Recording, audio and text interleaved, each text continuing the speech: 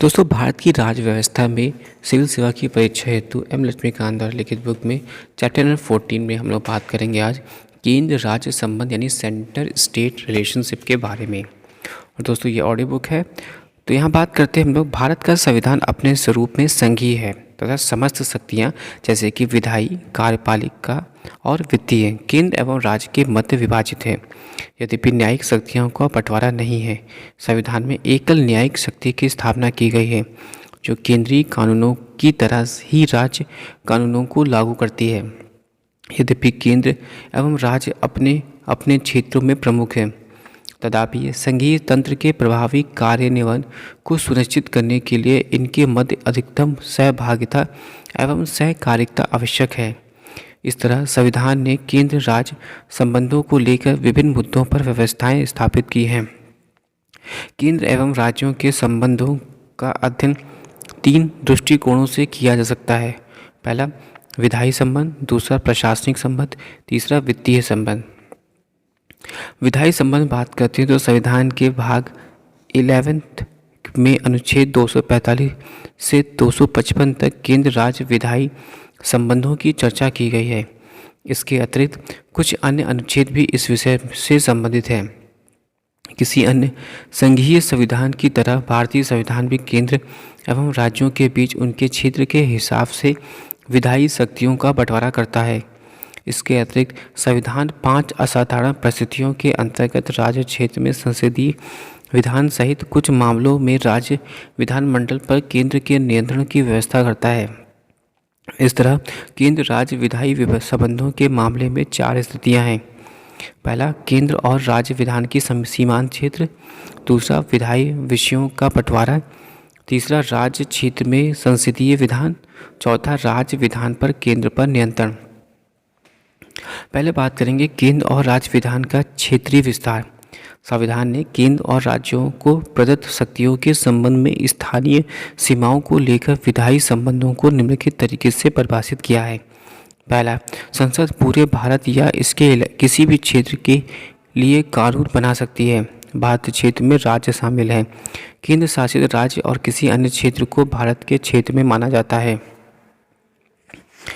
दूसरा पॉइंट, राज्य विधानमंडल पूरे राज्य या राज्य के किसी क्षेत्र के लिए कानून बना सकता है। राज्य विधानमंडल द्वारा निर्मित कानून को राज्य के बाहर के क्षेत्रों में लागू नहीं किया जा सकता, सिवाय तब जब राज्य और वस्तु में संबंध पर्याप्त हो। तीसरा, केवल संसद अकेले अतिरिक्त क्षेत्रीय विधान बना सकती है। इस तरह संसद का कानून भारतीय नागरिक एवं उनकी विश्व में कहीं भी संपत्ति पर लागू होता है। यद्यपि संविधान ने क्षेत्रीय न्याय क्षेत्र के मामले पर संसद पर कुछ प्रतिबंध भी लगाए हैं। दूसरे शब्दों में, संसद के कानून निम्नलिखित क्षेत्रों में लागू नहीं होंगे। पहला, राष्ट्रपति 4 केंद्र शासित क्षेत्रों में शांति, उन्नति एवं अच्छी सरकार के लिए नियम बना सकते हैं। ये हैं अंडमान एवं निकोबार द्वीप समूह, लक्षद्वीप, दादरा एवं नागर हवेली और दमन व दीव। इस प्रकार बनाया गया विनिमय संसद के किसी भी अधिनियम के समान ही प्रयोज्य और प्रभावी होगा। इन संघ शासित प्रदेशों के संबंध में इसे संसद के किसी अधिनियम को निरसित या संशोधित करने का अधिकार है। दूसरा, राज्यपाल को इस बात की शक्ति प्राप्त है कि वह संसद के किसी विधेयक को सूचीबद्ध क्षेत्र में लागू न करे या उसमें कुछ विशेष संशोधन कर लागू करे। तीसरा, असम का राज्यपाल संसद के किसी विधेयक को जनजातीय क्षेत्र में प्रयोग न कर या कुछ विशिष्ट परिवर्तनों के साथ लागू कर सकता है। राष्ट्रपति को भी इस तरह की शक्ति जनजातीय क्षेत्रों मेघालय, त्रिपुरा एवं मिजोरम के लिए प्राप्त है। दूसरा पॉइंट है विधायी विषयों का बंटवारा। संविधान ने 7वीं अनुसूची में केंद्र एवं राज्य के बीच विधायी विषयों के संबंध में त्रिस्तरीय व्यवस्था की है। सूची 1 संघ सूची, सूची 2 राज्य सूची और सूची 3 समवर्ती सूची। पहला, संघ सूची से संबंधित किसी भी मसले पर कानून बनाने की संसद को विशिष्ट शक्ति प्राप्त है। इस सूची में इस समय 100 विषय हैं, मूलतः 97, जैसे कि रक्षा, बैंकिंग, विदेश मामले, मुद्रा, आर्थिक, ऊर्जा, बीमा, संचार, केंद्र राज्य, व्यापार एवं वाणिज्य, जनगणना, लेखा परीक्षा आदि। दूसरा, राज्य विधानमंडल को समान परिस्थितियों में राज्य सूची में शामिल विषयों पर कानून बनाने की शक्ति प्राप्त है। इस समय इसमें 61 विषय मूलतः 66 विषय हैं, जैसे सार्वजनिक व्यवस्था, पुलिस, जन स्वास्थ्य एवं सफाई, कृषि, जेल, स्थानीय शासन, मत्स्य पालन और बाजार आदि।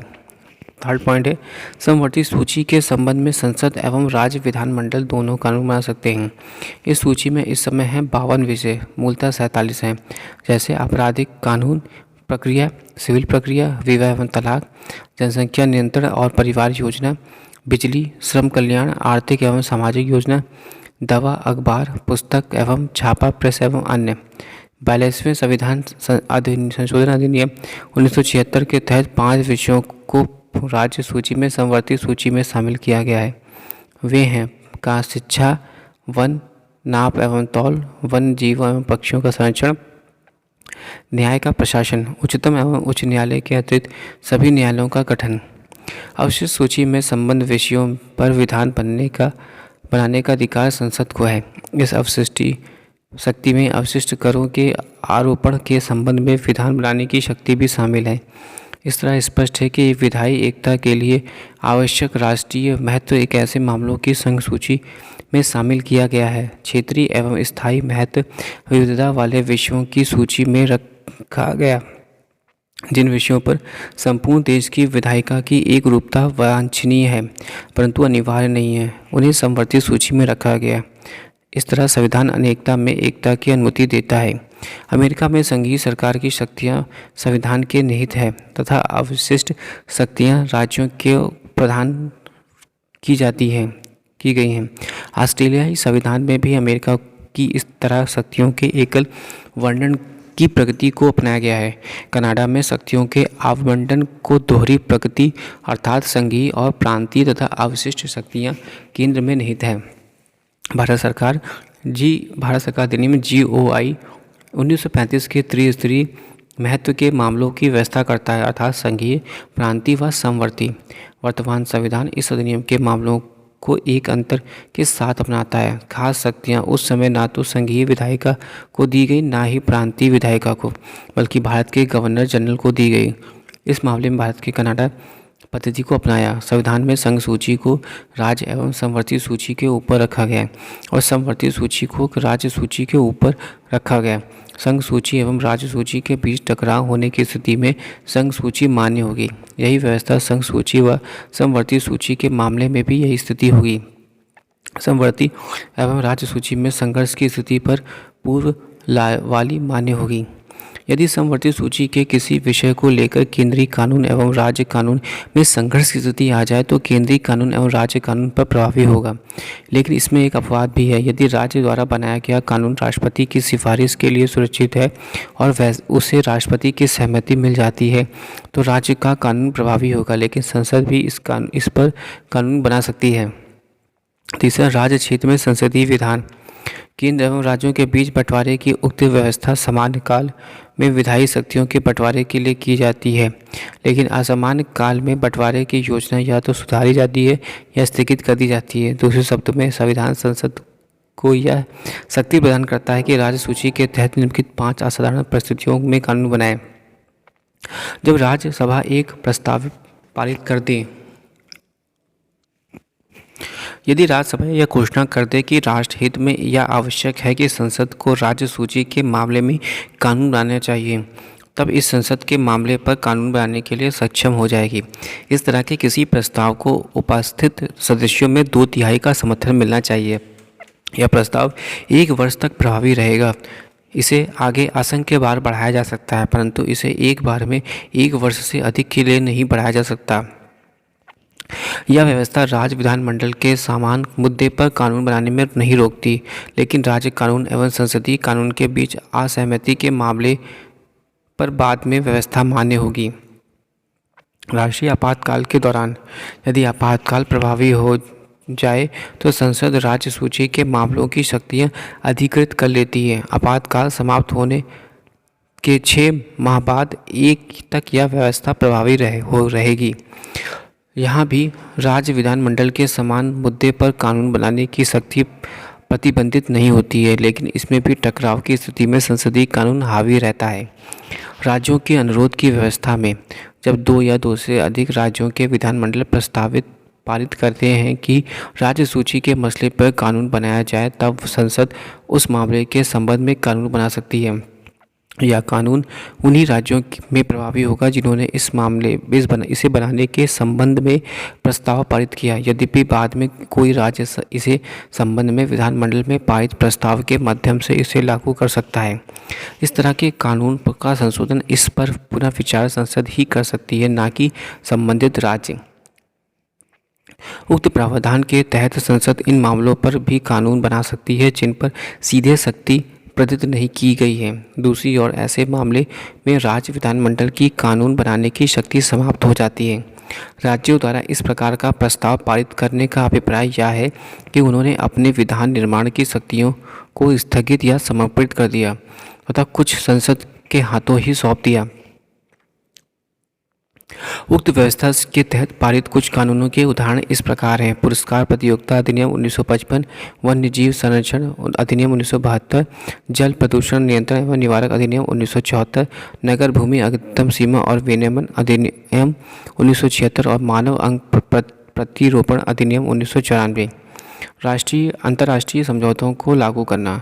संसद राज्य सूची के किसी मामले में अंतर्राष्ट्रीय संधि या समझौते के लिए कानून बना सकती है। यह व्यवस्था केंद्र को अपनी अंतर्राष्ट्रीय दायित्व और प्रतिबद्धता को पूरा करने के लिए योग्य बनाती है। उक्त व्यवस्था के तहत बनाए गए कुछ कानूनों के उदाहरण हैं: संयुक्त राष्ट्र यानी सुविधा एवं प्रतिरक्षा अधिनियम 1947, जनेवा समझौता अधिनियम 1960, अपहरण के खिलाफ अधिनियम 1982 एवं पर्यावरण से संबंधित विधान और ट्रिप्स। राष्ट्रपति शासन के दौरान जब राज्य में राष्ट्रपति शासन लागू हो तो संसद को संबंधित राज्य के लिए राज्य सूची पर कानून बनाने की शक्ति प्राप्त हो जाती है। राष्ट्रपति शासन के उपरांत भी संसद द्वारा बनाया गया कानून प्रभावी रहता है। इसका अर्थ यह है कि इसे कानून के प्रभावी होने की अवधि राष्ट्रपति शासन की अवधि से स्वतंत्र है, परंतु ऐसे कानून को राज्य विधानमंडल द्वारा निरासित या परिवर्तित या पुनः लागू किया जा सकता है। चौथा पॉइंट, राज्य विधानमंडल पर केंद्र का नियंत्रण। अपवादजनक परिस्थितियों में राज्य सूची पर संसद के सीधे विधान के अतिरिक्त संविधान केंद्र को राज्य सूची पर नियंत्रण के लिए निम्नलिखित मामलों में शक्तिशाली बनाता है। पहला, राज्यपाल कुछ प्रकार के विधेयकों को राष्ट्रपति की संस्तुति के लिए सुरक्षित रख सकता है। राष्ट्रपति को उन पर विशेष वीटो की शक्ति प्राप्त है।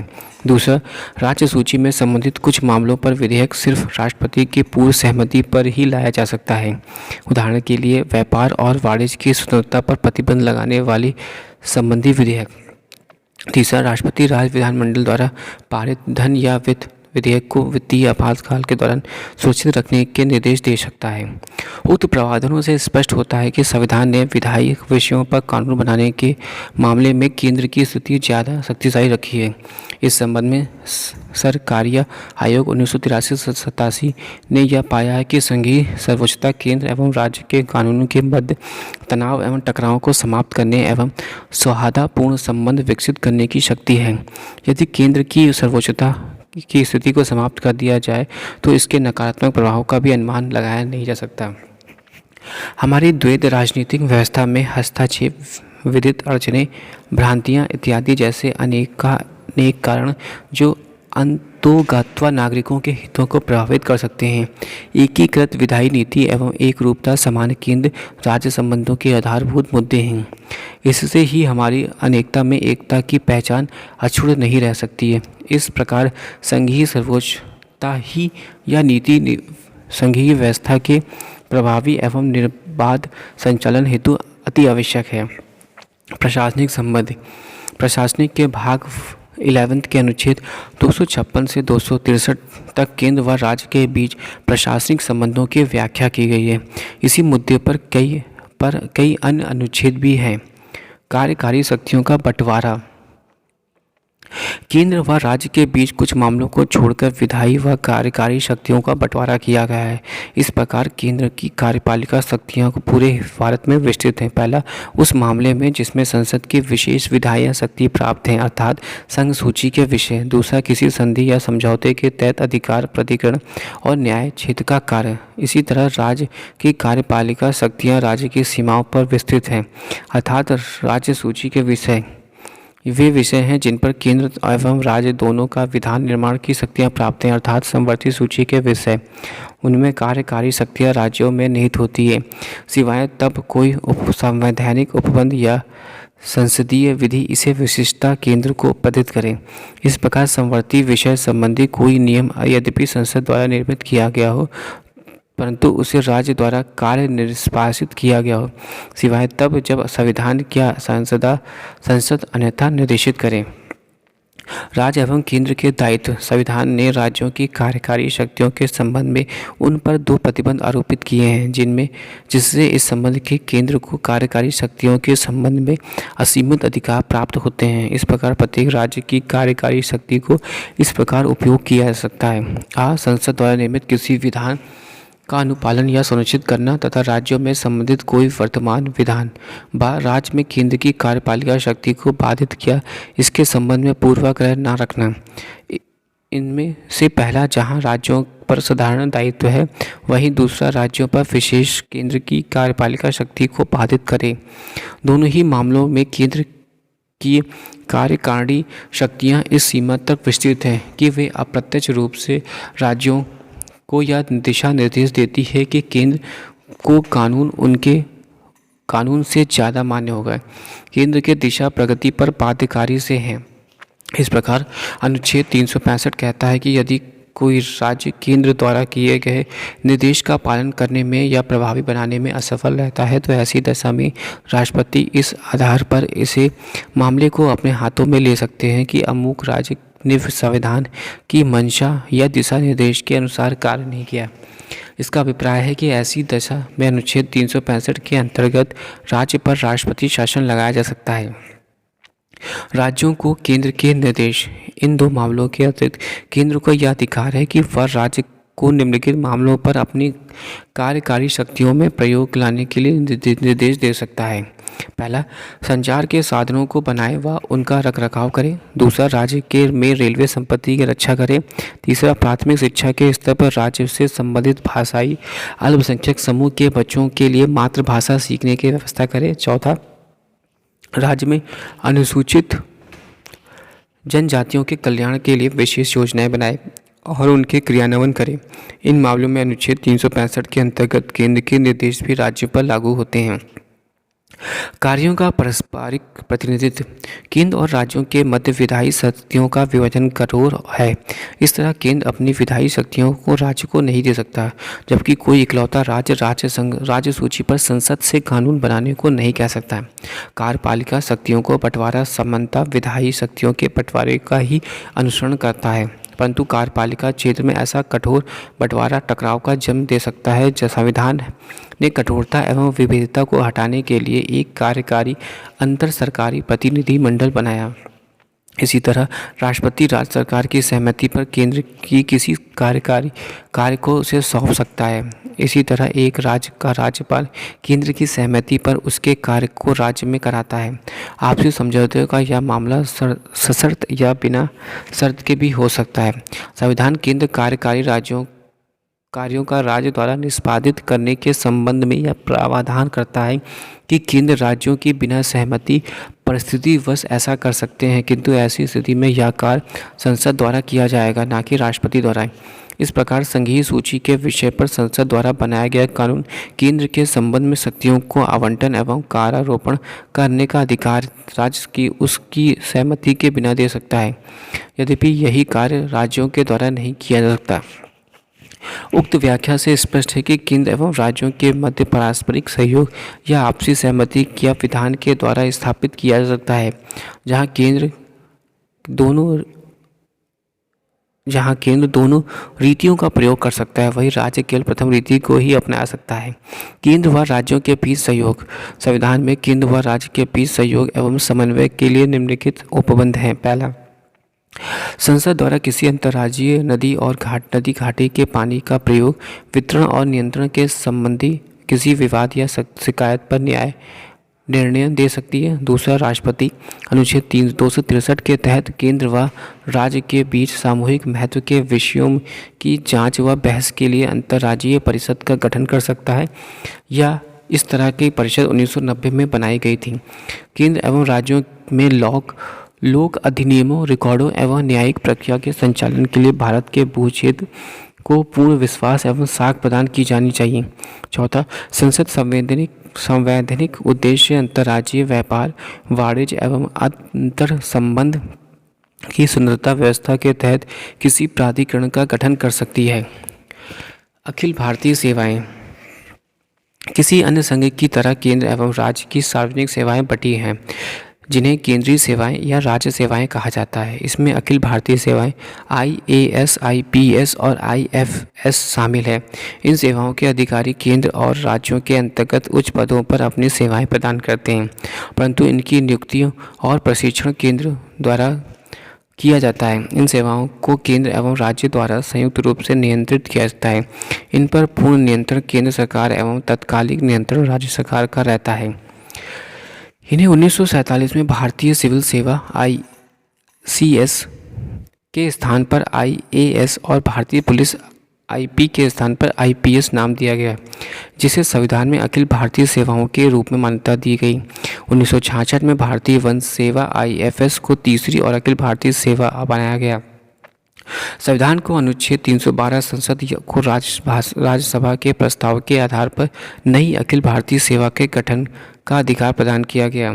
इन तीनों अखिल भारतीय सेवाओं में से प्रत्येक का आवंटन राज्य की आवश्यकता अनुरूप किया जाता है तथा इसमें से प्रत्येक में समान स्तर के अधिकार होते हैं एवं उन्हें समान वेतन प्रदान किया जाता है।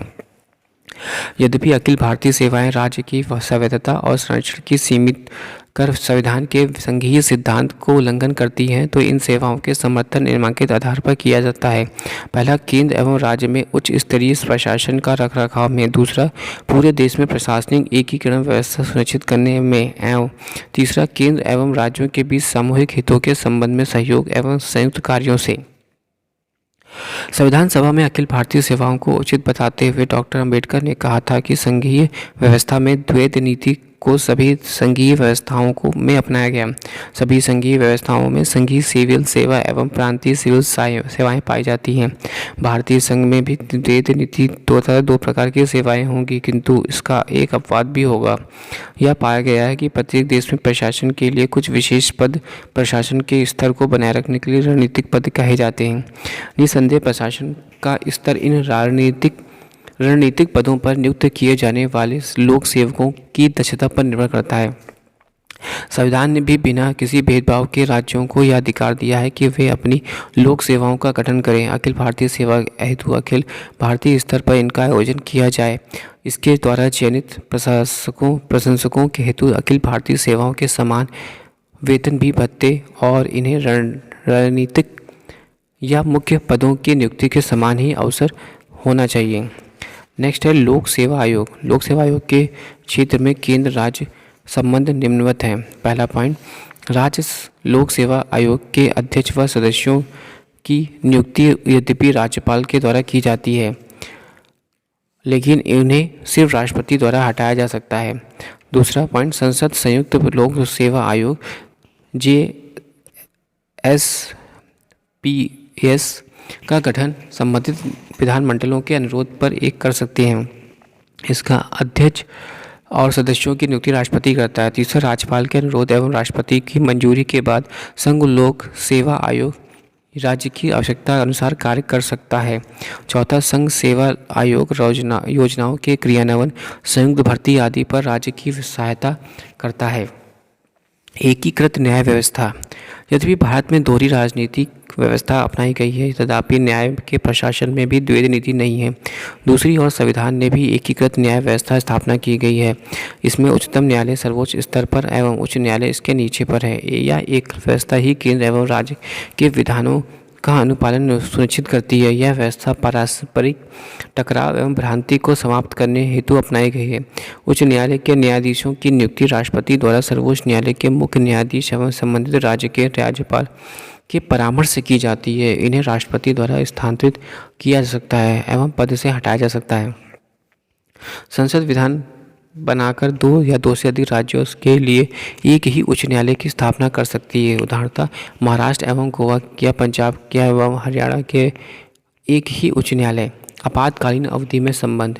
पहला, राष्ट्रीय आपातकाल के समय अनुच्छेद 352 के अंतर्गत केंद्र को इस बात की अधिकार प्राप्त है किया जाता है कि वह किसी भी विषय पर राज्य या राज्यों को निर्देशित कर सकता है। इस प्रकार इस स्थिति में राज्य पूर्णतः केंद्र के नियंत्रणाधीन हो जाते हैं, यद्यपि उन्हें निलंबित नहीं किया जा सकता। दूसरा पॉइंट, जब राज्य में राष्ट्रपति शासन लागू किया जाता है तो राज्य के कार्यकारी विषयों के संबंध में राष्ट्रपति स्वयं निर्देश दे सकता है। इस स्थिति में राज्य या राज्यपाल या अन्य कार्यकारी प्राधिकारी की समस्त शक्तियां राष्ट्रपति ग्रहण कर सकता है। तीसरा, वित्तीय आपातकाल की स्थिति में अनुच्छेद 360 के अंतर्गत केंद्र वित्तीय परिसंपत्तियों के अधिग्रहण हेतु राज्यों को निर्देशित कर सकता है तथा राष्ट्रपति राज्य में कार्यरत सरकारी कर्मचारी एवं उच्च न्यायालय के न्यायाधीशों के वेतन में कटौती करने का आदेश दे सकता है। अन्य उपबंध, संविधान राज्य के प्रशासन पर केंद्र के नियंत्रण को लेकर निम्नलिखित अन्य उपबंध करता है। पहला, अनुच्छेद 355 केंद्र पर दो कर्तव्यों को लागू करता है। ब्रह्म आक्रमण एवं आंतरिक अशांति से प्रत्येक राज्य की सुरक्षा करे। यह सुनिश्चित करना कि प्रत्येक राज्य की सरकार संविधान की व्यवस्थाओं के अनुरूप कार्य कर रही है या नहीं। दूसरा, राज्यों के राज्यपालों को राष्ट्रपति द्वारा नियुक्ति किया जाता है। उसका कार्यकाल राष्ट्रपति की दया पर निर्भर करता है। राज्यों का संवैधानिक अध्यक्ष होने के अतिरिक्त राज्यपाल केंद्र के एजेंट के रूप में कार्य करता है। वह राज्य के प्रशासनिक मामलों की रिपोर्ट समय समय पर केंद्र को देता है। तीसरा, राज्य निर्वाचन आयुक्त की नियुक्तियां यदि भी राज्यपाल द्वारा की जाती है लेकिन उसे राष्ट्रपति द्वारा ही हटाया जा सकता है। संविधानेतर युक्तियां, उपरोक्त वर्णित संवैधानिक युक्तियों में के अतिरिक्त केंद्र एवं राज्यों के मध्य सहयोग एवं समन्वय हेतु कई अन्य संविधानोत्तर युक्तियां भी हैं। इनमें बड़ी संख्या में परामर्श दात्री निकाय एवं केंद्र के स्तर पर आयोजित सम्मेलन आदि शामिल हैं। अब नीति आयोग गैर संवैधानिक परामर्शदात्री निकायों में शामिल है। योजना आयोग, अब नीति आयोग, राष्ट्रीय विकास परिषद, राष्ट्रीय एकता परिषद, केंद्रीय स्वास्थ्य परिषद, केंद्रीय स्थानीय शासन एवं शहरी विकास परिषद, क्षेत्रीय परिषदें, उत्तर पूर्व परिषद, केंद्रीय भारतीय चिकित्सा परिषद, केंद्रीय होम्योपैथिक परिषद, केंद्रीय परिवार कल्याण परिषद, परिवहन विकास परिषद, विश्वविद्यालय अनुदान आयोग इत्यादि। केंद्र राज्य संबंधों के विकास हेतु वार्षिक या आवश्यकता अनुसार विभिन्न विषयों पर विचार विमर्श किया जा सकता है। यह विषय इस प्रकार है: राज्यपालों के सम्मेलन, इसकी अध्यक्षता राष्ट्रपति करता है। मुख्यमंत्री का सम्मेलन, इसकी अध्यक्षता प्रधानमंत्री करता है। मुख्य सचिवों का सम्मेलन, इसकी अध्यक्षता कैबिनेट सचिव करता है। पुलिस महानिदेशकों का सम्मेलन, मुख्य न्यायाधीशों का सम्मेलन, इसकी अध्यक्षता उच्चतम न्यायालय एवं मुख्य न्यायाधीश करता है। कुलपतियों का सम्मेलन, गृह मंत्रियों का सम्मेलन, इसकी अध्यक्षता केंद्रीय गृह मंत्री करता है एवं विधि मंत्रियों का सम्मेलन, इसकी अध्यक्षता केंद्रीय विधि मंत्री करता है। Thanks for watching and sharing.